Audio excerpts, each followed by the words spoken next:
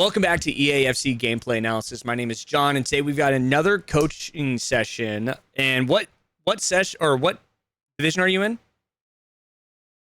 Division 2. Division 2. My man Moreno is on the call. If you guys are brand new to this channel, this is where we're going to essentially draw on the screen, play by play, tell them what to do, when to do it, what to do. I give you guys different concepts, thoughts, and strategies as we approach the mind of a elite player and a very high I competed in like FGS and blah blah blah. It doesn't matter. But basically, guys, we're gonna be step by step guiding you guys through this. But before we do that, I want to guys go ahead and tell you guys about FUTalert. We just dropped this. This is actually this is my actual website. So I'm actually a co-founder here, where it tells you AI tells you when to buy and when to sell new trades. As you guys can see, buy, sell, and it'll tell you when to buy, when to sell. And so you guys can even hold on to these for bigger profits. But if you guys want to get started trading with AI, you guys can do so at FCalert.ai. And we have another feature that we also have, and it's called our portfolio, which is right here. This is actually a free. So the portfolio is actually free, where you guys can import your entire portfolio, or you can individually add your own trades separate. And you can set alerts. So let's say we want maybe I think I have a Matuidi. I have a bigger cards here. So let's say we want to sell this card here it's currently like 11,000. I want to sell it for like 15,000. Well, now I can set an alert to where it will actually now tell me when that will sell. So there I have a new alert set for 155,000 by accident, but it'll tell me update to my phone and give me an alert when to sell. If you guys like that type of stuff, check out FCalert.ai. The portfolio is free, but we're going to be getting into a little bit more depth on that in the future here. But come by my stream at twitch.tv/JohnSims, and you guys can gain more access and information as I am a co-founder. And if you guys have any issues with it at all, please contact support as soon as possible, and they will help you in the FCalert support Discord or my own Discord. I have them there as well. But okay, Moreno. Now that that's done, okay, tell me a little bit about yourself. And so first things first, I like to ask, what are you looking to gain from today? What do you think your strengths are? What do you think your weaknesses are? And we'll rock from there. Yeah, so I'm just looking to kind of get the edge. I feel like I have a pretty good structure. I mean, I've been playing, FC, FIFA for a while. Sure. I mean, obviously I can improve on some things, but I feel like I'm looking for that edge, that the elite, players kind of know, Of course, like the yeah. mechanics, understanding the correct angles, those kinds of things that I can't see for myself, because I feel like the games that I lose, every once in a while you get that really good player that you lose 5-6-0. Yeah, Like they're better. They're a rarity. They're sometimes Smurfs. There's sometimes pro players that are just in your division because it's like their third account, right? Sure, yeah, they're freaks. They're freaks. But just those marginal games, you're like, man, like I'm just better than that person. But it seems like, oh, they're getting the bounces a little bit more, or they're just, they're playing that counter attacking. Those kinds of things. Just finding those holes that I can't see. Okay, that's what I'm trying to look for. Diving into some of the basic level of rudimentary mechanics that are going to help you. That's like what I call like RNG packaging. So like you're trying to package RNG variables a little bit higher. And typically that's like priority sets, which we can get into if a moment arises. Okay, so decision making and RNG variables, which is a lot of what it is. Now, what's your formation currently? What are you running? This game I'm running 4-5-1. 4-5-1. Okay, so your defensive set's going to look more like this. So it's going to be like that. So when I'm looking, the first key is I usually look at a player's defense, because that's usually where the first weaknesses are. And so if somebody's attacking you, this is most likely where they're going to attack you through, right through here. And they're going to also kind of go through here. Now, this is very common. This is where almost everybody likes to attack. What half spaces? Yeah, these little areas right through here. So this is usually what I'm looking for right away.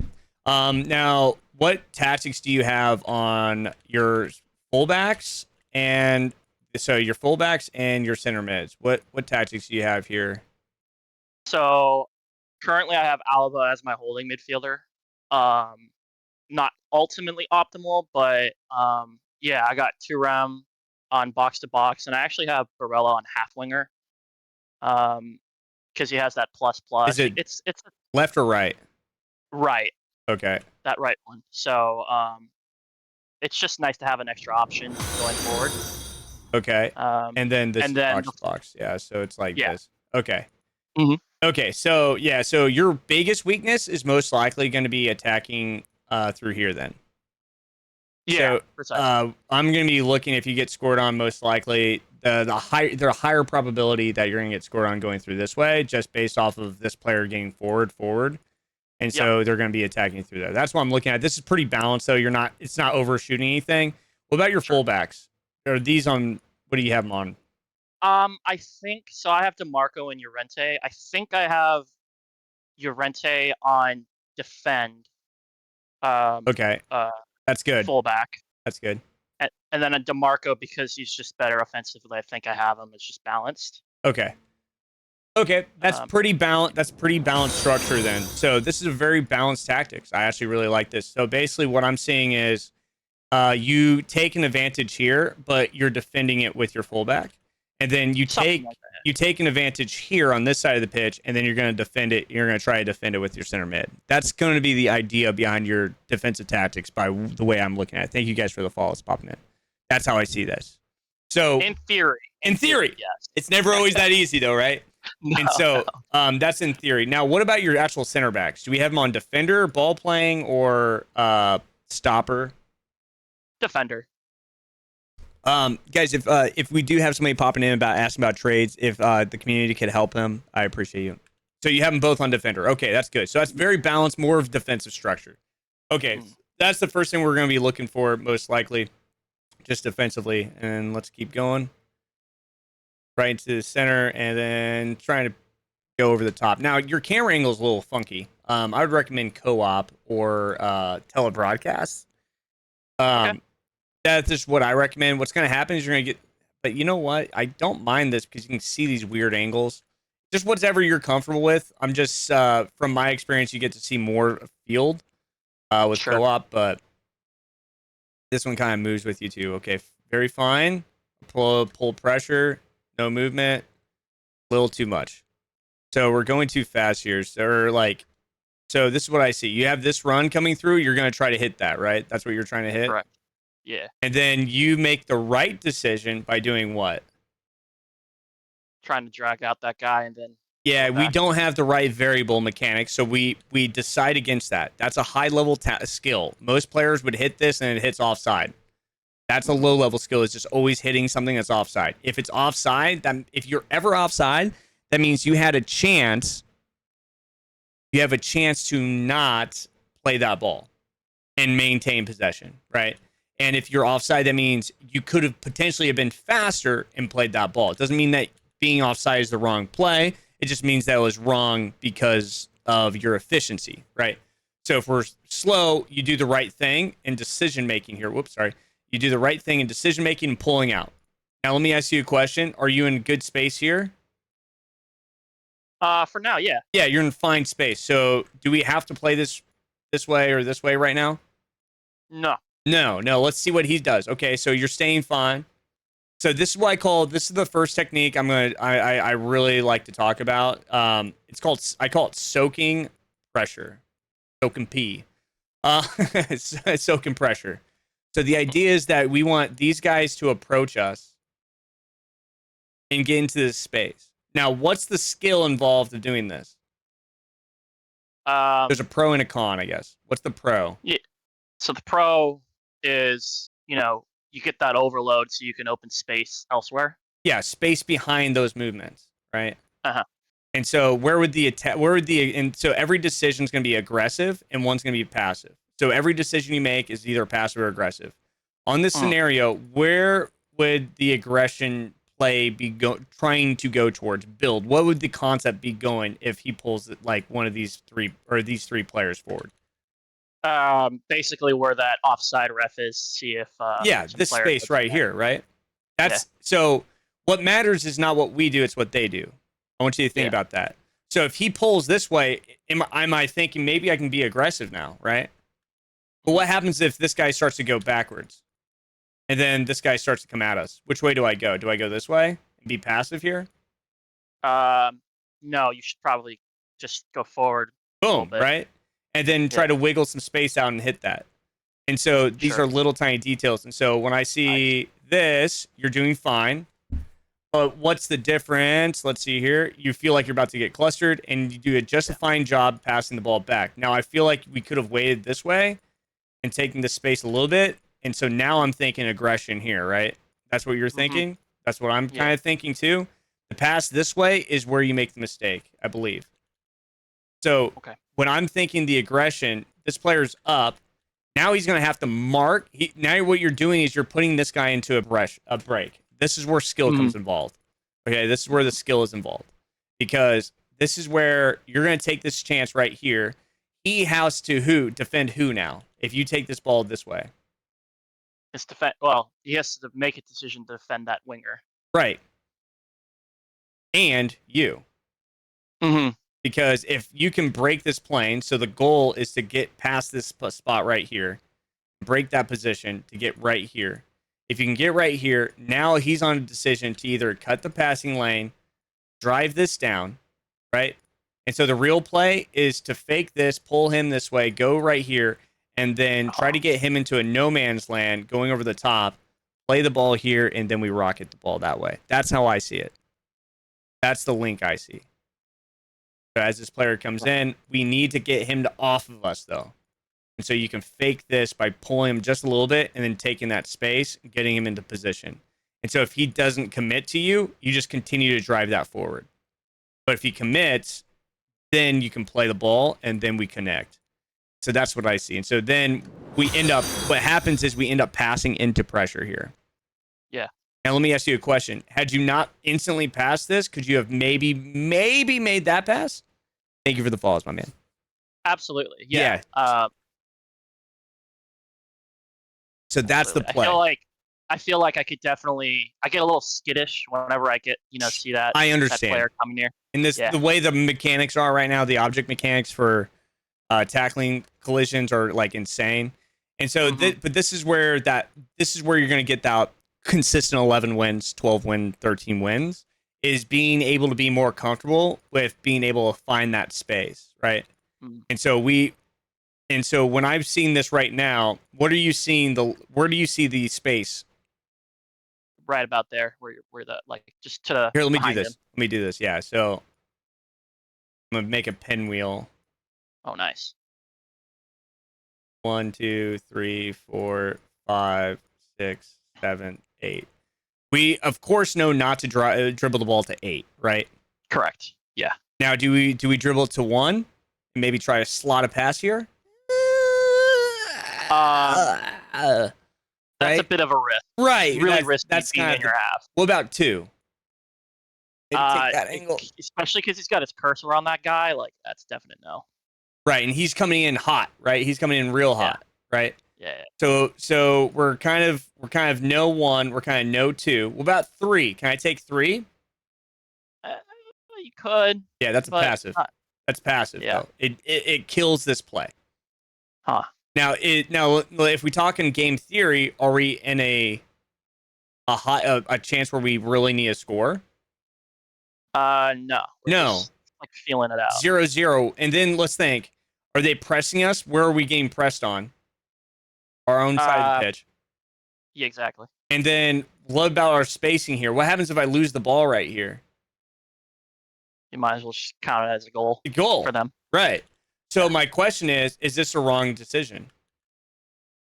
Yeah. No, it's not. This is a good decision. If you can manage the ball this way and then swing the ball this way. So this is a passive decision to manage the play, to not hone into your aggression. So when I say, you see what I'm trying to say? So like there's a passive decision and an aggressive decision to everything, and this is going to be based off of what I call game theory, which is based off the score and time.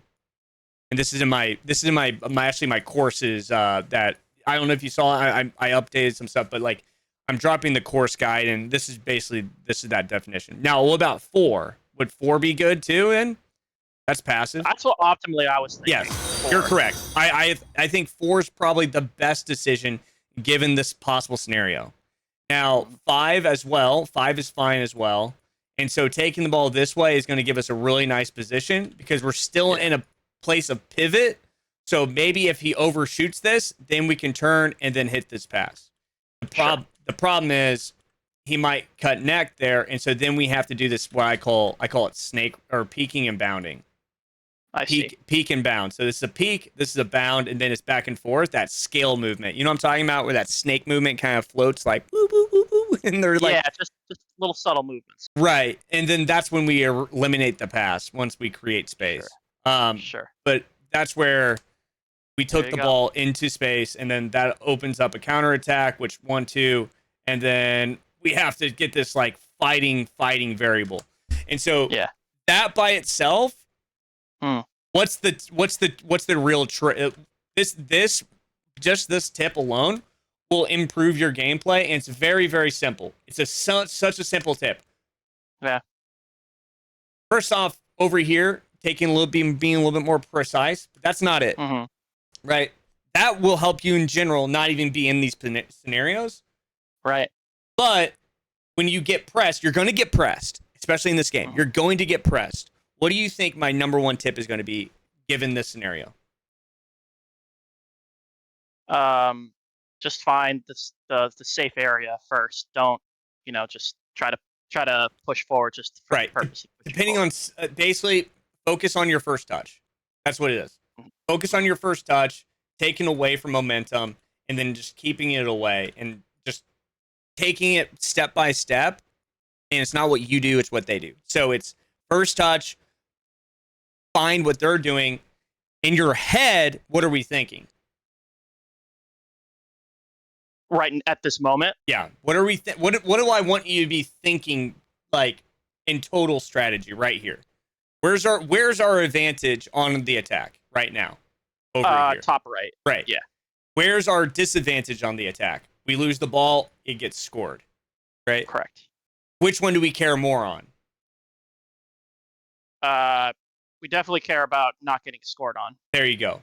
So basically, and this would be what happens if it's in the 80th minute? And we're down a goal. Then you definitely want to rotate, right? So that's exactly. That's where we can also predict as a defender defensive decision making later on, where they can be more passive versus aggressive, and so you can throw different stuff. But anyways, the concept here is basically take that first touch away and then focus and try to link up there. Now, let me ask you a question.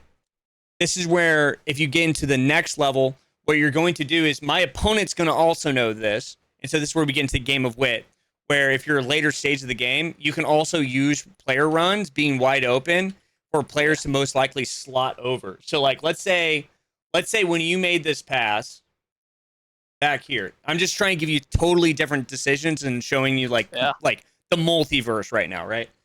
Basically, if you go L1X here, what does that do? It sends him forward, right? Yep. And so if you pass this here and you pass it directly here, and he's jumped up a little bit, and let's say there's like a little space here, and he's right in here, where do you think that defender's going to go? Do you think he's going to go at you or maybe towards that pass?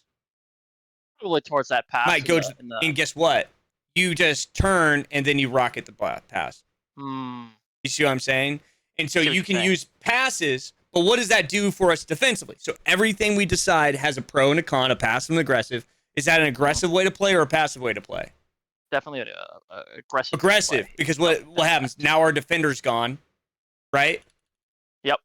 But now we can link up this way. But here's another kicker. Later on, where's this guy going to be syncing up down the pitch? Right there. So now he's support as well. So it depends on how you want to play. And so like, it's just all this stuff is happening so fast that it's tough, right? I like to say this game is complicated based off of a ton of simplicities. So it's like 1,000 simple concepts together make it end up being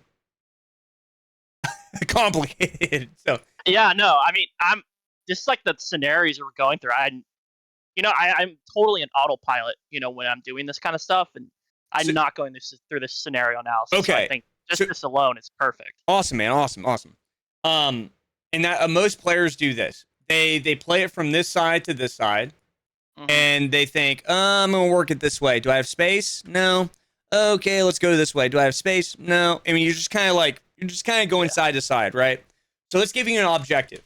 I want to give you an objective to hit on the attack. And I think this is the biggest thing is you need to create a 1v1 scenario. Yo, thank you for the follows, guys. You need to create a 1v1 scenario and attack these 1v1 scenarios. Do you play chess at all? A little bit. So do you know how to get a checkmate, right? Yeah. Can you get a checkmate with only one player with one item, or do you need two? Majority of the time. Multiple. You need two. Yeah. Same thing's happening. Imagine this as being, if you get the ball in one-on-one, that's being in check. What happens if you have two runs going through here and you have the ball right here? Just odds are more in your favor. All you have to do is get him to jump to one side, and then you open up the space. Right? So in chess, what are you trying to do? You're trying to manipulate somebody into a corner, and then you get both, like, what's it called, a rook roll, where you roll both rooks and then catch them, right? Yeah. No different, right? You're in no different of a scenario. You're trying to create a scenario. This is what I get to talk about in my boot camp. Is basically you're trying to create a scenario where it's like you're trying to create 2v1 scenarios from a natural angle of play. And so we can only do that. And the reason why I talked about your center mids and your fullbacks is I talked about your fullbacks and your two center mids. Why? Why do you think I talked about these guys more importantly? Because those are ultimately the ones that are setting everything up and making those 1v1s possible. They're your balance scale. So if we talk about a natural game, if you have 5 players forward, this is what I talk about. Okay, so bear with me here. This is a really important concept, though. Let's say this is our attack. This is our defense. This is their defense. This is their attack. Okay. So if you have 5 players attacking and 5 players defending, and they have prisoner's dilemma.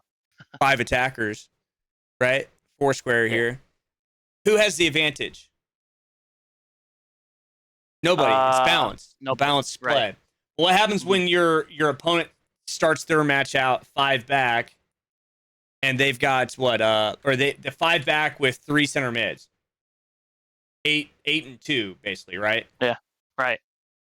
That's such a defensive scale, right? Correct. What happens if they go this way and they go 8 this way, right? It's just a different balance. What you need to be referencing is this balance. I don't want to spend too much time on this, but basically the idea is that we need to build that number up by basing our center mids and our fullbacks. But there's timing associated to it, right? So like when I was talking to you about like sending that fullback forward, I'm basically adding that value from 5 to 6. That makes sense? You see what I'm trying to say? And then that's going to give you an advantage later on. And so that's why if you watch a lot of pro level players, if they know that they're doing that tactical analysis or not, what they're essentially doing is they're adding values and they're just sending more players. Like the common thought is just send more players. That's just that's the elementary thought. There's way more definition to it, but that's the elementary thought. And so we just need to constantly send more players. But what's the con? You're a little bit more susceptible to, counterattack. Yeah. And so we have to kind of like manipulate our I guess our concepts, like right in the middle there. So like this is an example of you do a fine job defending this. But when we're right here, again, this is a decision. Where's this play coming from? Or I'm gonna move myself. Okay, so this play's coming in. Where should we dribble? To open space. So what? 2 o'clock. I'm sorry. 11 o'clock. 12 o'clock. Problem is he's coming in pretty hot, right? So there's a couple things that I'm thinking. I'm thinking a pass here, but the passes in this game are terrible since these players switched. I'm also thinking a pass here and then pull him this way and then a pass back. That's what I'm thinking is the actual thing to do. Because how many times in real life do you see that throw in and they pass pop, pop, pop, pop? That's technically the idea. Because what's going to happen is he's going to, if you don't and you dribble, then he has to set touch it. And that set touch destroys you. And then you have, is that Turam? Yeah. Is he your CD? No, it's Alba. So then Alba's spaced on his attack position versus defense. And then that allows that striking play right up to the attack. And then you get into, but you do find structure. So you do tackle in structure. Here we go. So that's very nice. Just be aware that when you see those slotting passes, if you're playing an elite player, you know how fast they'll attack you right here. Oh, it's bang. And guess what? Now you're 1-on-1. You know what I mean? You're like 3-on-4. And then I'm sending, you know, that's where you're going to get hit. And that's where it's going to feel that intense level of pressure. No, for sure. Okay, so you're in a fine spot. You're a fine spot. Here we go. Now we need to think about it. Just fine. And that's too aggressive. I see what you're thinking on the speed boost here. But, like, realistically, you don't need to settle for a speed boost. You actually have a very nice build. And what I want you to work on is you have this is what I call natural scenarios. You have a natural 3v2 scenario right here. Okay. Use that together. So use this as support. Pull him this way. Pull him out. Then play the ball back. Now, if he steps high, play this way. Go that. You know what I'm trying to say? Like that triangle. So utilize those players.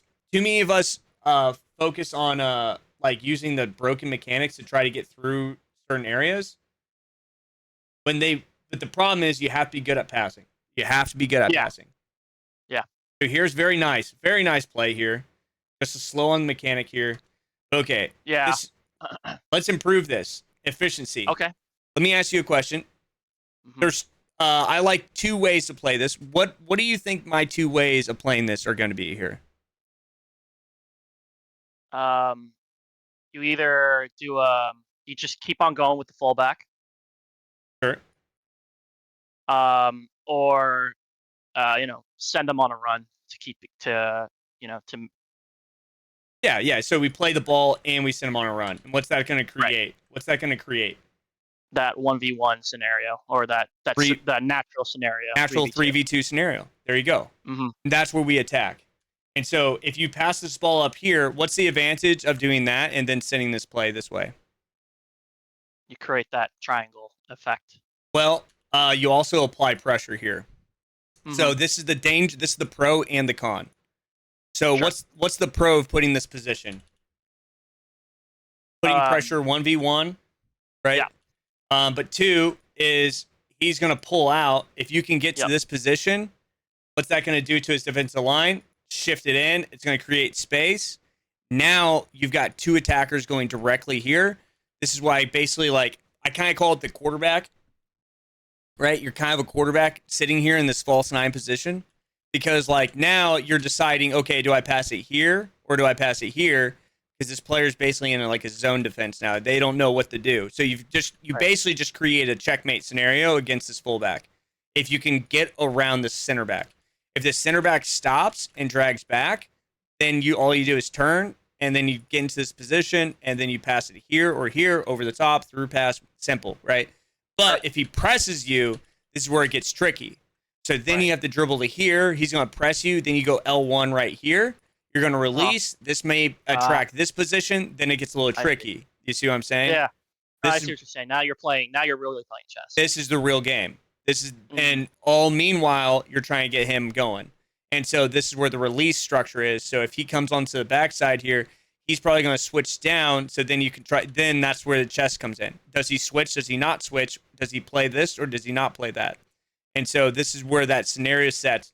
Well, what's the ultimate idea? Is to win the scenario based off of a 3v2. That's what's important. It's not what we do, it's what they do, right? Once we've set up this 3v2, it's all about does he go this way or does he go that way? Does he go this way? Does he go this way? Does he go back? Does he commit to which side? And then we go from there. That's how I see it, right? And if you ever watch any of my gameplay, like probably half my goals come from this. A lot of my goals come from this exact scenario when I play, which is like my favorite scenario. Yeah. So can I ask you a question? Yeah. Real quick. So I feel like the difference between my thinking and your thinking is that like I'm trying to get it to the player and do something, where it seems like you are like I'm reacting to what they are doing. And yeah. Is that so? Should that whole? I'm just trying to get the general thing. Like, Yeah. like, so exactly. So it's not what we do; it's what they do. So like, here's an example of. Let me see here. I'm gonna try to pull up a. All right. So here's an example of I'm gonna try to speed through this. This is sure. So I'm waiting. Like I'm trying to wait. So. Like right there, I was trying to wait for him. I was thinking he was coming towards me, so then I'm going to play the ball out versus hit that Trivella. I mistime it. I win the ball, though, in this position. Now I'm in a position, where does he think where do I think he thinks I'm going to go? That space right in front. It's wide open space. Who do I have? Usman Dembele. He's rapid plus. He's going to boom. Speed boost in. Yeah, exactly. So what do I think he thinks? Oh, he's going to defend that. So I go the other way. Now look what I have. Now I have that hole, that gap that I just talked to you about. I see. So now what do I think he thinks? What is he going to defend? That space right there. Yep. Oh, that's, yeah, there you go. Near post. Boom. That's dirty. And that's the idea, right? That's the game of wit. That's why it teaches the game of wit. Wow. And so when we play, it's like let me see this one. There's that touch. There it is. Wow. Yeah. Right? And then, of course, then it's the calm finish. But, like, this is when we're playing good, that's exactly what I do. Now, what do I not have? I don't have my left back here, like we talked about. But what do I do have? Where's my right attacking mid is right there. And so it looks like I've got like I've got a nice scenario. So what does it look like I'm going to try to probably build towards? That right side. I'm going to build to the right, so instead I build to the left. And I just tried. It was proper timing, right? The timing was pretty good. Yeah. But there's that back pressure again, but with the overlap of the fullback, and the fullback makes the pass into the box. And so just like we were talking about, there's that fullback run. Look at the striker or the center mid all the way up to the like attack with a body target position, letting that player run through, and then I'm playing it into the center. What does that do? That draws that player out. That player goes out. Now I've got the interior position, and I just have to be a little bit cheeky there. Yeah. And so it's the same concept that I'm showing you right here, right? It's that 1-2-1-2, and exactly, it's not what we do; it's what they do ultimately. And so ultimately, I think I think I've conditioned myself to do the first scenario, but I think it's just like the second one, thinking like just constantly thinking, what are they thinking, and then do the opposite kind of thing. Like constantly thinking like that. It has to happen 24/7. And so when you really watch a lot of when you watch the best players, the best against the best. Remember Anders last season? I don't know if you how much watched FC Pro, but when Anders goalkeeper movement, it's because he was almost organizing his defense because he knew where his break was. And then he was setting it into a position where the player could only shoot in a certain direction towards the goalkeeper. And so he would always move the goalkeeper to the right spot because he was always ahead of the play. And so, like, his defense would break down because of how aggressive he was. And then he'd be able to manipulate the outcome based off of, like, anticipations or manipulations to a degree. Absolutely. Very nice. We're here. This is good. There's the turn. Right up to the striker. You see how there's no change. There's no change. No. So this is where it's very like predictable. Right. It's not necessarily. It's just this is what I call static play. So static versus manipulations. And once you start being able to manipulate, like you'll never not be an elite ever again. Like you'll always be an elite. Static play is when we just go from side to side, and there's no like think of the attacking scale I talked about, the attack defense scale from earlier. Right. If that scale essentially is just going back and like if you're just passing it from side to side, none of these players are moving. So it's like this is just staying flat. Yeah. Right? But what happens if we get this player to jump? Boom. Now that goes to 4. This goes to 6. And now we're in a position. But here's the disadvantage. This is what it gets really annoying when I play at lower levels. What happens if this player steps, and then this player steps and wins? And wins the ball? Yeah.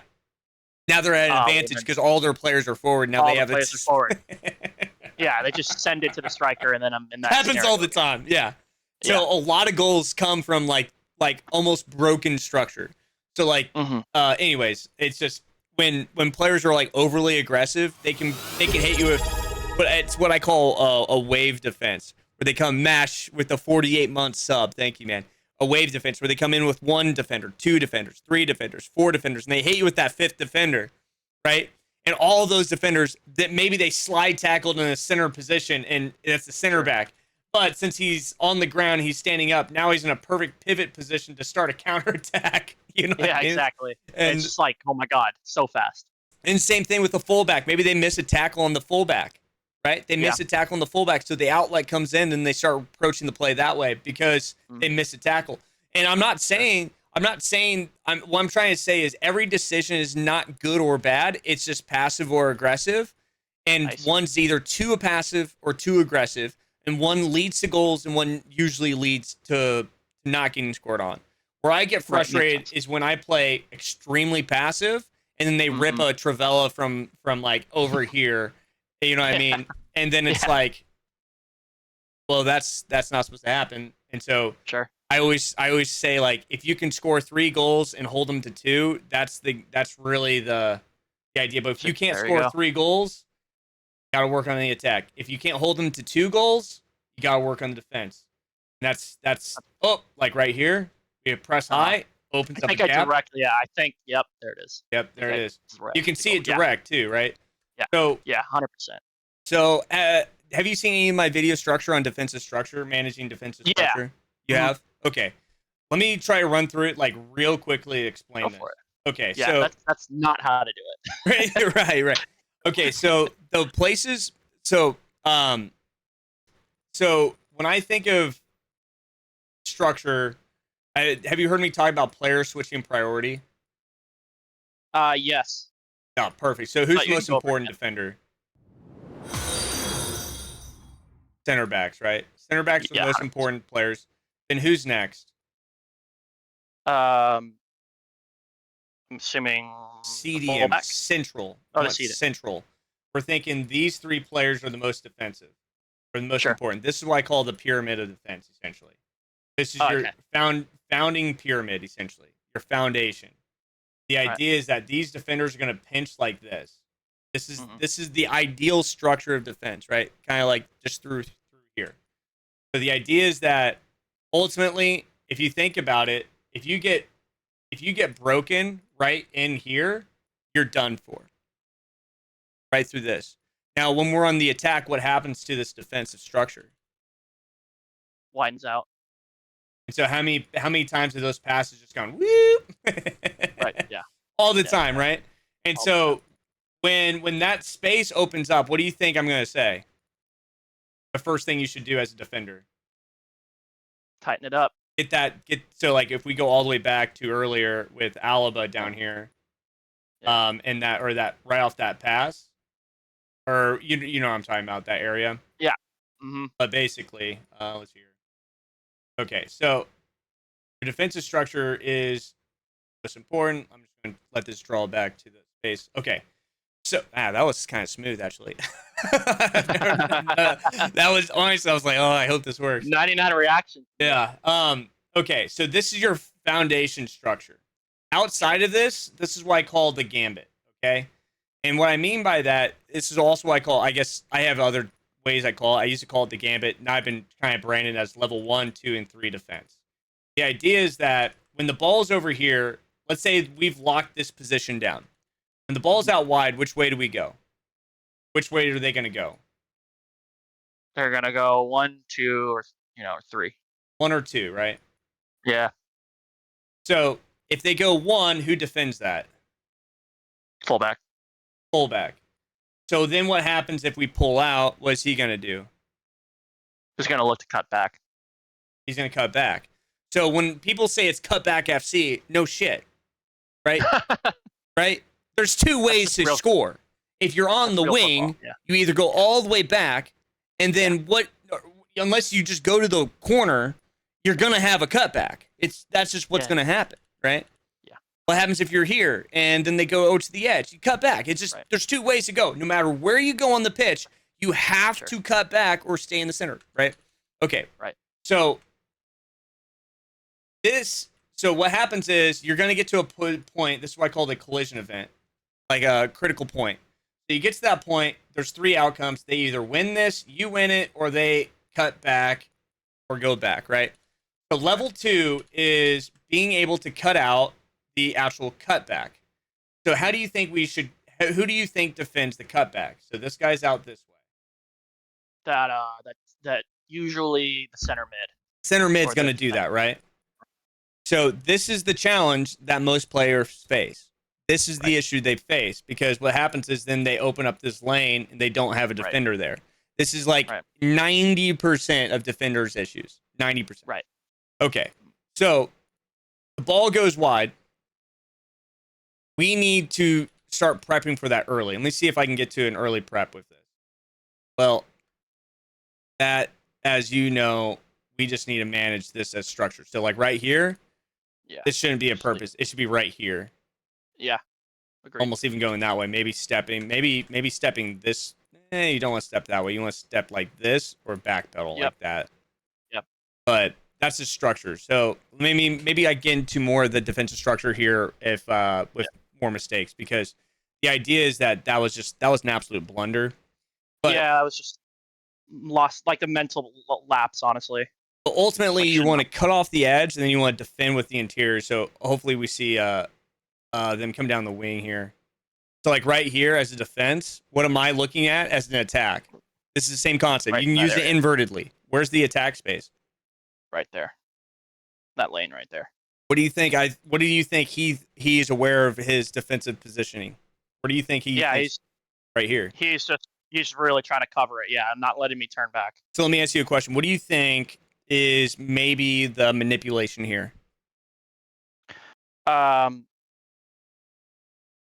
Gotta have like some type of support, but keep on going forward so that ball doesn't get lost. So what happens if you keep going forward? Like, well, given that Dumfries is pretty strong. Sure.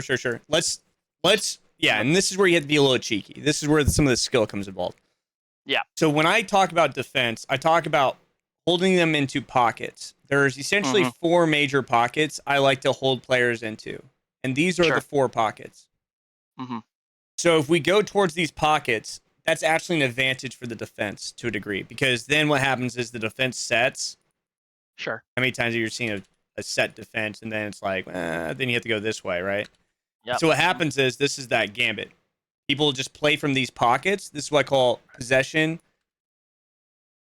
without purpose. There's no purpose. How many times you watch Man City and they pass it like this? Yeah.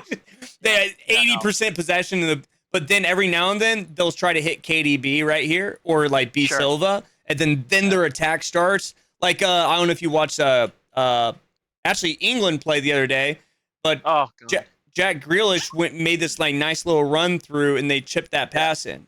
It's because of that movement, that inverted movement, though. It's always these movements that are cutting inward and cutting out, like trying to time that run. Anyways, so what I'm trying to look at is being cheeky here. I don't want you to approach these zones. Why? Because then you get stuck, right? So instead, I want you to take the ball wide, and I want you to try to get him on a shimmy. And this is where the skill comes in. All we need to do is get him to jump first.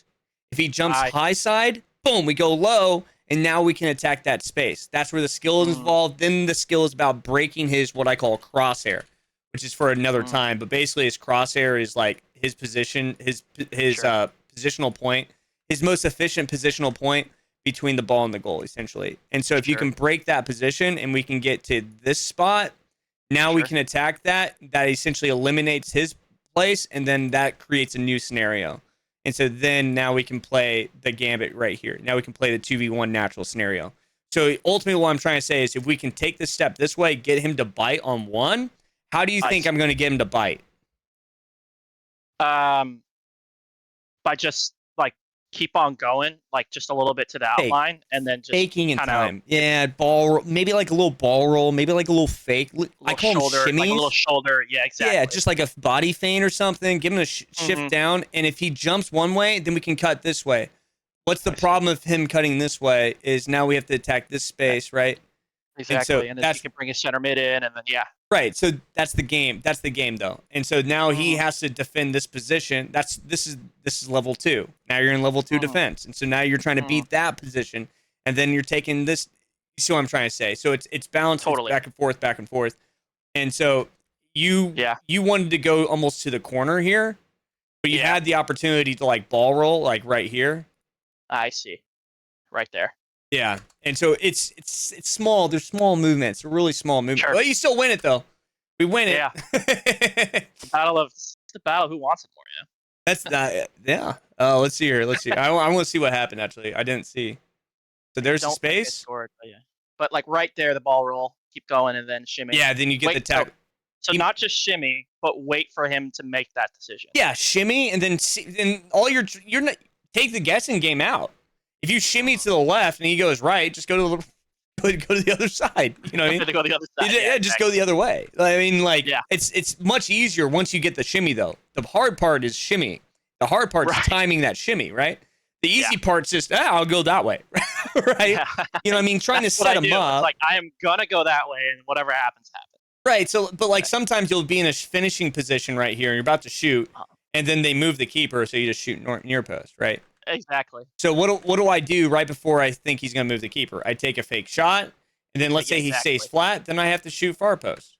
Exactly. And so it's just, but the hard part is creating the neural synapses, like that neural connection in your brain that says move or stay to create that movement. And that's what we call manipulations. Manipulations is that next level.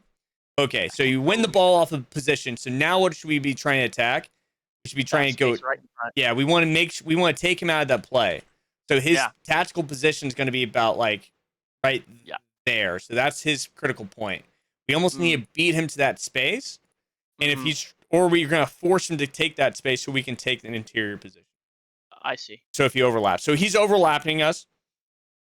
So now we're no longer at that like tactical advantage, but we want to try to create this scenario now. That's how I see it. Okay. Okay, this is good. Very good. So now what do we do? So you send that guy on a run, and then there's that little 2v3 scenario right there. Yep. It's a timing scenario. But what happens is if you pass this ball, and then he comes back down. And face up. Yeah, actually, I'm going to try to take it this way. Turn and try to get that. But the problem is this, right? Yeah. And so what happens if he defends that? Then now we can try to hit that. Little speed boost or finesse, because that's Alex Morgan. Boom. And so what do you think he's most likely going to set up if you look like you're going to hit a finesse shot here? If he knows who that is, yeah, exactly. So you're going to try to set up a fake shot and then hit that pass that's going to go through. And so it's I really got to think, what is the defender going to think? Right. And then do the opposite. So I actually think that's probably going to be the most, because ultimately your player's going to know when somebody has finesse shot plus. Right. Right. Like if Messi has his, if you put Messi on his left foot or his right foot, which one is he going to defend? The left or the right? Left. 100% right. the left. Salah, same as well, right? So what do I think their position's most likely going to have a habit of outcomes to? If I'm with Messi or Salah, to the left side. Whatever the finesse shot is. Fake and just cut, and then they jump, and then you have an advantage. And so sometimes going off foot is the right thing to do because of how overly aggressive defenders will be to that advantage, if that makes sense. Anyways, it's a good way to like anticipate play ahead. So you do a fine job. We're fine. And then we just go rip it anyway. There's no, you know what I mean? And so that's structured defense. And so anyways, but Bunt money. Take it. We'll take it. We'll take it. Good old corners, man. Yeah. Very nice. You take it. But I'd rather do it in an open play. Like I'm not Diego Simeone in his prime. I'm actually really bad at corners, which is very nice. Ball roll. That's fine. Yeah, that's right. You didn't mean to do that. No. They're okay. But still, like, there's the overtake. There it is. And so, yep. You see that? You had it. Missed out. Yeah. Right there. Yeah. Just gotta wide open. pass. It's just right there. Yeah. So let's help you with some scanning then. That's a scanning issue. Yeah. That's just reading and writing data essentially. And we've almost already 50 minutes here. Okay, so what's the fastest way to score? Or what's the fastest way from point A to point B? Straight line. Straight line. Directly straight. So when we're thinking about our play style, should we be thinking this way or this way? Definitely number one. Yeah, one, right? This is what I call attacking angles. Attacking angles are always this cutback style, right? This is the fastest way to score. So when people talk about that back FC, I'm like, no, they're just trying to be efficient. What are you talking about? People are just trying to come back and hit an efficiency. Yeah. What happens when we go out wide? You start bringing the whole defense on over, and you have to. Yeah. Right. So they have more time. It's just time. It's we just give them time. So I like to attack down the middle versus width. Now, I'm okay sometimes going wide, and that's what I call a push. Usually it's when you're trying to push the play because you have no players forward, right? And you're just pushing the play. But then ultimately you need to create a break, right? There's only so far you're going to push until you get into like one of those zones that we talked about, right? There's only so far you want to push. But ultimately, we don't want to go wide. We want to go inverted because at some point, no matter which way we go, we end up going back. We go back into like this zone right before this spot, right? We shoot in between this area. Very rarely are people scoring goals in these very tiny, weird little corners, right? Right. Anyways, you want to attack the center. So I want you to think about is like when you have the ball here, your brain should be seeing, okay, you see this. I see. I see it. Like, that's not a bad option, right? But is it the best option? No. Right. So, like, when you send a player through here and I see him locked on right here, I'm thinking, okay.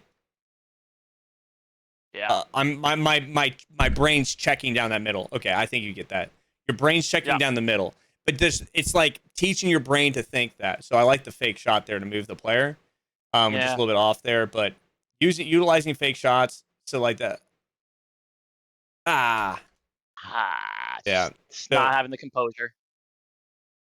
Just gotta wait. So this is close. This is very close. I can see you have it in you. So like you're trying to wait. Your timing was off, but you had it, right? You almost had it. I know. But you get that. Yeah. This is fine. So this is where he's most likely going to shift this way. Mm-hmm. We go that way. Yep. Fake. Boom. Actually, he cuts, doesn't he? Why would he cut that way? It's such bad defense. That's terrible defense. Like, it just makes so much more sense to defend this wide open pass. Yeah. I don't know. Because all does that Patelis? Or no, it's Morgan. All she has to do is Morgan. Turn and rip. So I'm thinking that's what the defender's thinking, but sometimes. Okay, so it's about to go over the top. Yep, they hold down. It's going to go over the top. Oh, that's a bad pass. Yeah. Good good structure. Very nice. That's fine. That's where it gets cheeky. Yeah. Yeah. So we do all this. We do this movement. We do this movement back and forth, and then we send this pass. Yeah. And this is where your camera angle may be issuing because, like, your reference point is you're trying to pass here, and it's slightly off, so it's passing up that position instead, unfortunately. So then it takes down the middle, and then go for a Travella, of course, which there's no safety there. Boom. So that's you're fine. Don't attack, don't attack, don't attack. Good. That's very nice. You see how shifty you got him? Yeah. This is where you got, like, in Division 2, this is where you should be cleaning up players if you really can, because they're going to be really sloppy. Like right here, L1X. Boom. Send this run through, take it around, then get him to shift to one side, and then just try to time that pass through. I see. So we just didn't get the L1, and so now you have to wait. L1 in. Yeah. There's the turn. Yeah. You're fine. Yeah. You're managing possession though. That's not bad. On the scale of the match, and this is where I'm okay with taking risks, because you have to get better at these scenarios. So how do we improve this scenario? Not taking those sprint touches, so you can touches. Sure. It's timing though. So like our timing. So that could either be a pass to Thuram, or a lob through pass rather than a power pass. You know how to sprint. You know how to do like the sprint. I assume the sprint dribble boost. Yeah. Yeah. So if you like in FC24, what the pro scene is used to do is basically what we did is we would step over into a spot and then we'd stop, and then we'd like step over into a spot and then stop. Right. And so like you'll see a lot of players, they basically only step over and boost it into spots and stopped. Right. And the idea is that in these positions, this is when they're making animations. Now, it doesn't mean they can't dribble away type of thing, but a lot of times when they receive the ball, basically what I want you to do is like sprint boost into this space here and then take time to hit that pass, to hit your play. Because what's going to happen is now you're going to be ahead of the play just slightly to where then they can get into those positions. So it's boom. And so you're fine. Now you're wanting to rip that pass. Yeah.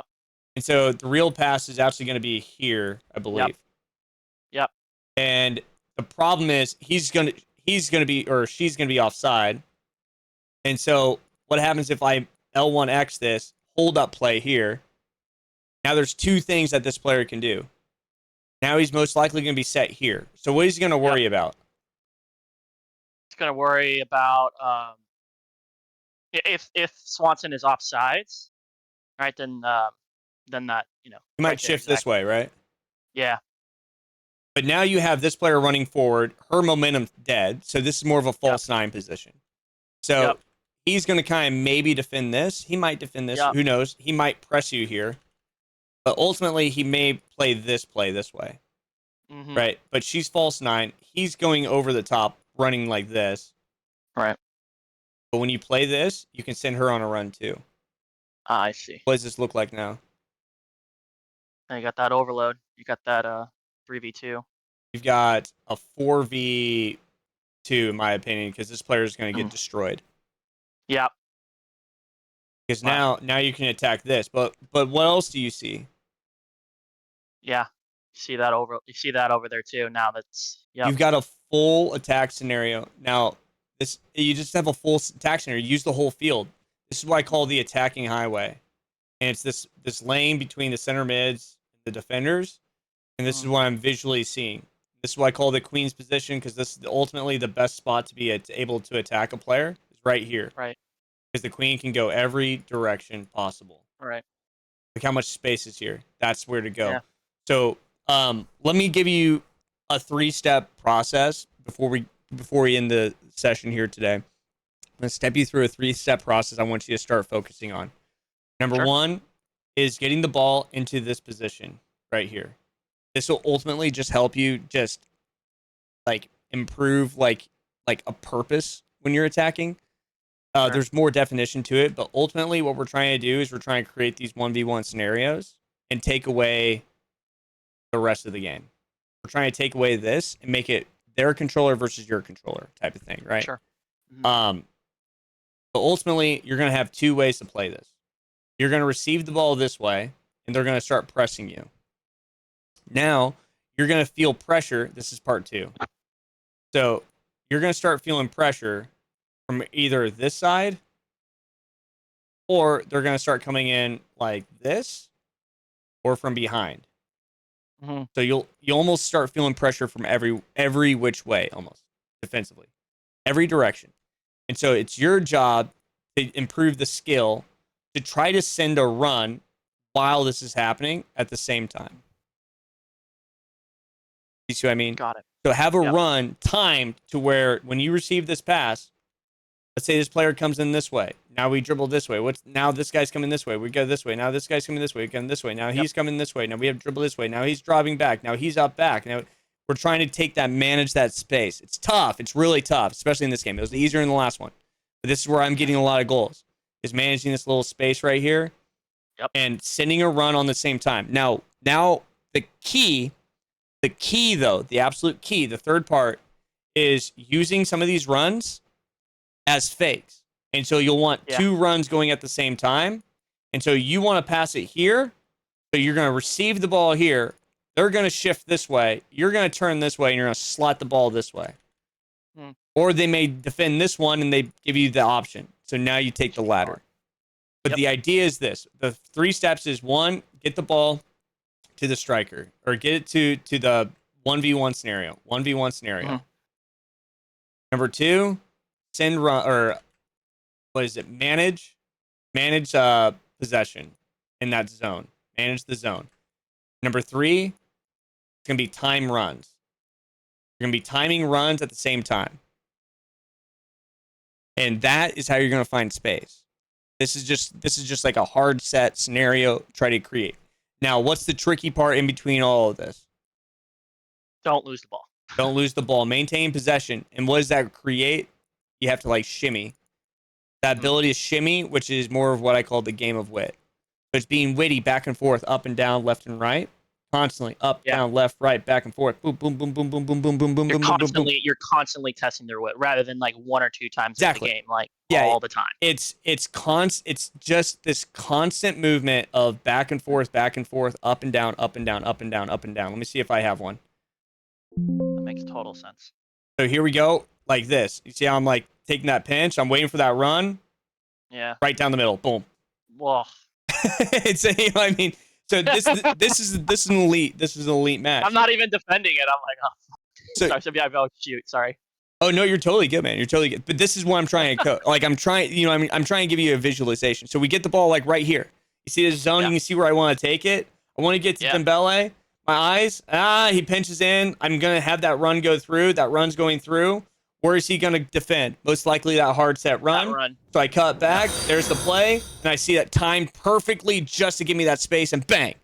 And so the idea is to try to utilize some of those scenarios. So let's see if I have another one right there. You can see I'm trying to get it there, but you see the decision. There's the shimmies. Wait, pass the decision. There's the cut. That's the skill. I know for a fact I would just like shield it and recycle it. That's what I would have done. And but that's what I'm trying to say. And so like right here, when you get into this, you got to be patient. Got to be understanding of these scenarios. So when they come up and down, up and down, up and down, there's the play. What does he think I'm going to think? I'm probably going to switch the play since I'm pinched. Well, I want to take the aggression. I'm an aggressive player. I didn't need to be aggressive though. I didn't need to be aggressive. I take the play out wide. There's the cut again. You see how he moves? There's a cut again. See how he keeps moving? Now he takes that space. But then I try to defend the zone. Do I get scored on here?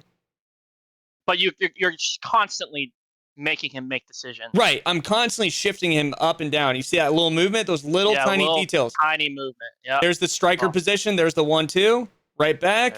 It's beautiful. And now there's it's the cut. All right. And then wait for him to move the keeper and finish near post. That's pure filth. And so and it's a lot of movement though. It's a lot to it, right? And so how do you teach that? When you look at it from like a normal lens, it doesn't look like much, but when you really look for it, it's there. Right. And so, you'll see I get comments all the time like, it's not that deep. Dude, trust me, it's really deep when I make this little tiny dribble movement and they cut that way, they cut behind me. You see how they cut behind me? That completely changes everything I was going to do. And so every step we take is, I want you to think of every single step is a little different mechanic. It's a tiny different move. It's tiny different. Every single time we touch the ball, every input, there needs to be a cut. And so the first way I teach this to get better at this, and this is what we'll leave you with, is every single time before you make a decision, and you'll lose the ball initially because some of the animation stuff, but fake shot like that. Yeah. Just every single time you make a pass, fake shot. And you're going to start seeing these players go like this. and then you're just going to go the other way and you get more used to it. But it's about getting used to it. It's about creating that neural connection to say, hey, we need to, we need to do this and make this better and more efficient. It looks like actually my next sessions should be coming up here, but he hasn't messaged me, but I hopefully you found value from this. Do you have any questions for me? Like run through a summary? No, I feel like just making me definitely think different every single time. Like it's a constant battle of chess. Like it is generic. It is. But it's just constant. The whole 90+ minutes. It never stops, and every opponent's going to be a little bit different, based off of their tactics, based off their strategy. They're going to be either more, but ultimately comes down to what? Being passive or aggressive. Right. And so that's going to be based off of time and score. And so when I'm showing you these clips here, to me, they're actually relatively easier times because if we look, actually not that one. That one's probably tough. But like here, it's really easy to recognize that he's going to be aggressive. Right. Because it's the 80th minute, I'm up a goal, and he's going to press. And so right here, faking up, I think he's going to be aggressive over the top. He wins that. Where's this? And so... We keep going, Yeah, anyways, you see what I'm trying to say. It's easier to reference when you have reference points. But my job as a coach is to help you understand those reference points and bring some of these concepts and strategies to your game. But hopefully you enjoyed this, and feel free to reach out to me at any time. I'm gonna be dropping that course here shortly. It's so I don't know if you are interested in that. You may be or may not. It's up to you. But anybody out there. But yeah, do you have any questions for me? If this is anything like what the course would be, dude, I'll be there. So this is amazing. This is incredible. I appreciate it. Yeah, it's gonna be. I'm gonna try and make it just like it. I'm trying to bring some video content to it as well. I'm actually gonna probably take clips from the coaching sessions and apply them into there, from different sessions and different players and go through some of that stuff. But yeah, it's gonna be just like that. And but it's mostly categorizing a lot of this information into like definitions and concepts, and then showing you. It's more of an organization category. What is it called?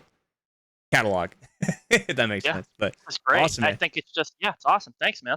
Yeah, man. And as always, feel free to reach out to me whenever I can help, and we can keep rocking. And stay tuned and feel free, join the live stream, of course. And I saw you sub today, so I appreciate you. You also have access to the premium trading Discord too. So, yeah. I'll be there. All right, Moreno, I appreciate you. Content, man. Love it. All right, thank you so much. I'll talk to you soon. All right, take care. Bye.